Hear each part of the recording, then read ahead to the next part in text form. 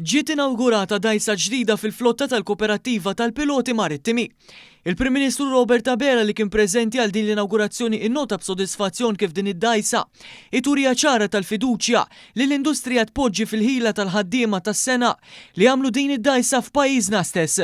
Il-Piloti Marittimi li għamlu parti mill-Koperattiva huma mħarġin skont l-ogħla standards internazzjonali u kapaċi jimmaniġġjaw l-akbar bastimenti li operaw fil-flotta globali tal-lum, minn bastimenti tal-containers sa' cruise liners li jġorru eluf ta' passiġġieri.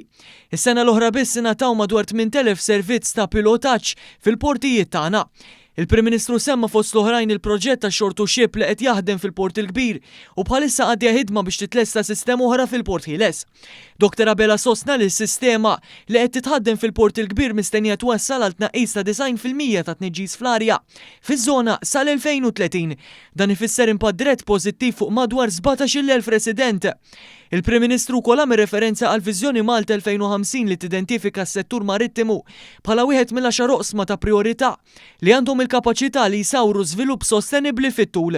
Il-Ministru għat-Trasport, l-Infrastruttura u x-Xogħlijiet Pubbliċi Chris Bonet qal li dan l-investiment ta' kważi €1,000,000 mhux biss itejjeb is-sigurtà u jnaqqas ir-riski tal-operat, iżda jiffranka wkoll fil-valur tal-ħaddiema tagħna, il-piloti u l-ekwipaġġ li ta' kuljum iżommu l-ekonomija tagħna mixja bla waqfien.